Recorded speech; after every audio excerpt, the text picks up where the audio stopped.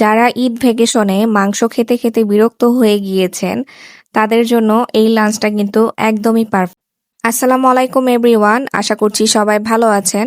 মাছি এড়ানোর জন্য আমি টেবিলের উপরে স্যাভলনের সাথে পানি মিক্সড করে স্প্রে করে দিচ্ছি। আমি কিন্তু এই জিনিসটা অনেক উপকার পেয়েছি, তার জন্য আপনাদের সাথেও শেয়ার করলাম। এখন চলে যাব হচ্ছে কিচেনে রান্নাবান্না করার জন্য।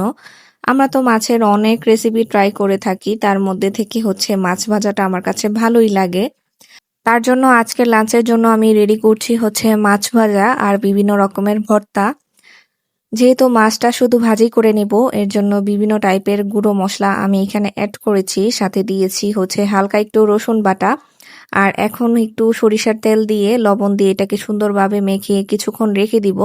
এভাবে কিছুক্ষণ মেরিনেট করে রাখলে দেখা যায় ভিতরে লবণটা ভালোভাবে প্রবেশ করে, এতে পরে মাছটা খেতে কিন্তু অনেক বেশি মজা লাগে।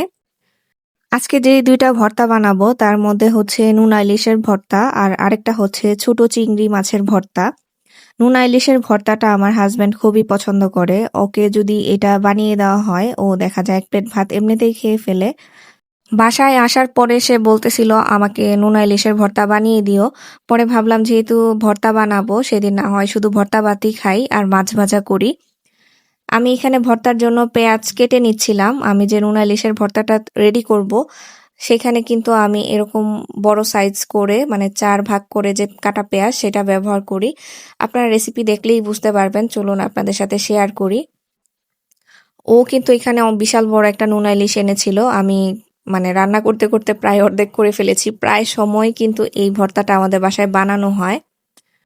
চুলাতে কড়াই বসিয়ে এখানে আমি সয়াবিন তেল দিয়েছি, সাথে হচ্ছে পেঁয়াজ কুচি দিয়ে দিয়েছি।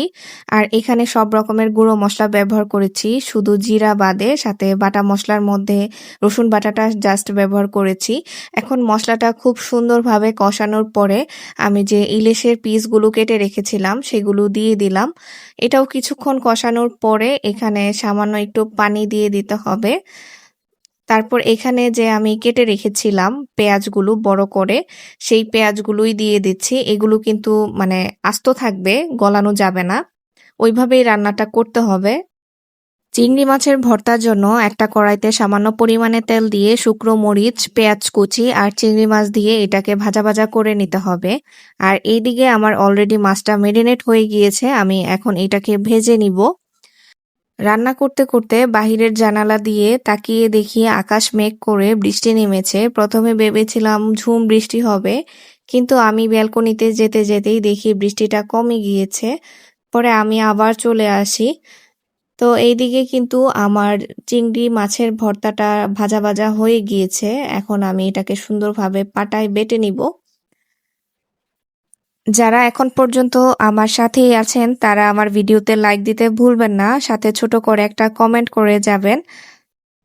আপনারা বলুন তো আপনাদের কোনটা বেশি পছন্দ, ভর্তা বেশি পছন্দ নাকি মাছ ভাজা? কমেন্টে জানাতে কিন্তু ভুলবেন না। আসলে এই সিম্পল জিনিসগুলোই না মনটা অনেকটা ভালো করে দেয়। আমার না ভর্তা ভাত খুবই পছন্দ, ছোটবেলা থেকেই এই টেস্টটা একদম আলাদা লাগে। আমার এই জিনিসগুলো হলে মনে হয় আর কিছুই লাগে না।